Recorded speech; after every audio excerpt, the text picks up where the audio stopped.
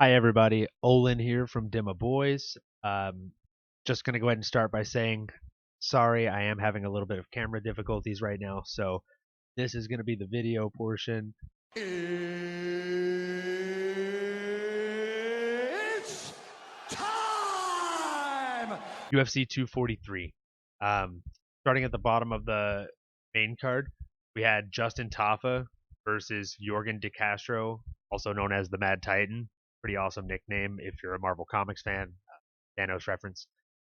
So, Jorgen De Castro, if you watch Dana White's Tuesday Night Contender series, he looked pretty fantastic on that show. He came in yesterday and just absolutely mauled his opponent. I mean, there were definitely some back and forth exchanges, but for the most part, it was Jorgen De Castro looking to make a statement in the heavyweight division.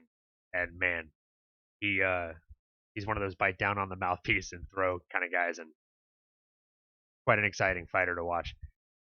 A nice new wave to enter the heavyweight division for sure.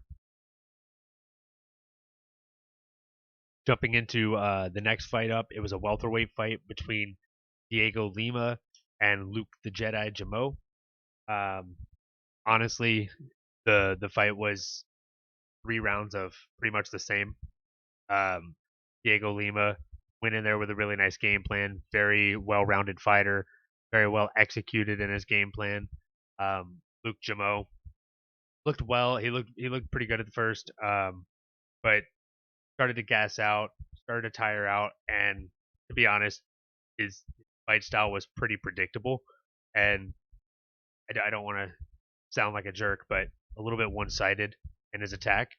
And Diego Lima caught on pretty quickly, was able to again implement his game plan and the pressure that he wanted, and in doing so, he got the unanimous decision, I believe. Or actually, no, it was a split decision, but I believe the commentators were pretty crazed at the fact that one of the judges saw that for Luke Jamo. The next fight we had a heavyweight fight again. We had a Taitu Ivasa, known for the Shui, against Sergey Spivak. I probably butchered that name. Guy is a beast. He looks like if Draco Malfoy grew up and went to the heavyweight division of the UFC. His first fight in the UFC did not go well against Walt Harris. Got knocked out pretty quick. This fight, much different. It looked like it wasn't going to go his way. The first strike that landed was a massive leg kick by Taitu Ivasa, and it just knocked Sergey off his feet. It was nasty. I thought it was going to be kind of the beginning of the end, but it ended up just being kind of a one-off, and Vivek found his bearings, came to, started landing not huge shots, but little peppering shots, set up some takedowns, implemented his wrestling game, tired out Ty, and ended up ultimately getting the second round submission at about 3 minutes and 14 seconds in. So very impressive win by that kid in the heavyweight division, and looking forward to seeing what else he's capable of, to be honest. Jumping into the co-main event, I've got to be honest, going into this, I was just as excited about this fight as I was about the main event. Um, Not surprised to see it go to a decision.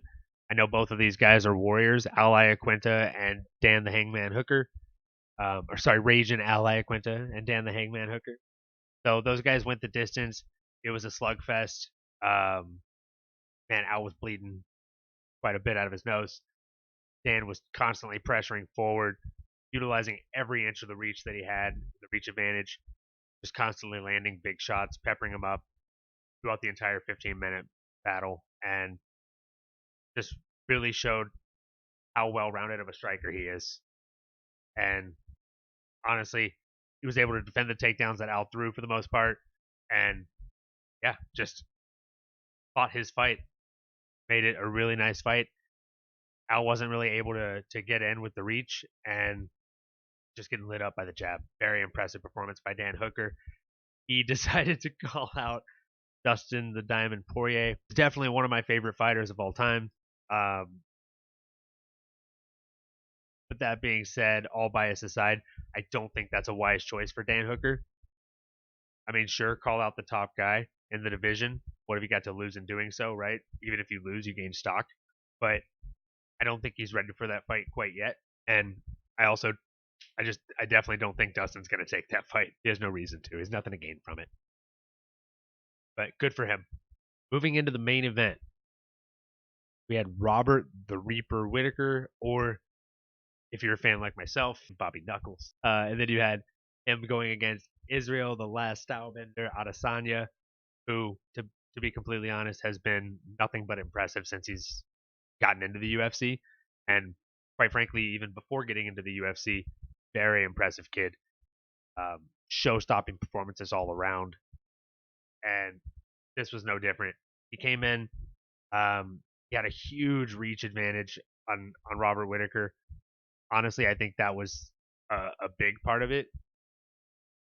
Really hard to get in on somebody that has like a 6+ reach advantage on you. Sorry, 6+ inch reach advantage on you. And that was definitely the case for Israel Adesanya. I don't know who else in that division can beat him. I do know Paulo Costa and him will be an exciting fight, but sorry, getting ahead of myself. Sticking to this fight, it was going very well. It was pretty even, to be completely honest, up until the very end of the first round.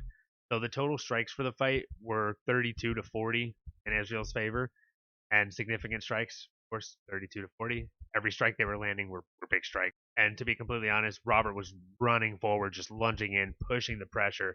He was doing really well. He was landing the bigger shots, in my opinion, up until the end of the first round where that kick snapped up, and my goodness, just dropped him. I thought it was the end of the fight. It was so loud in the arena.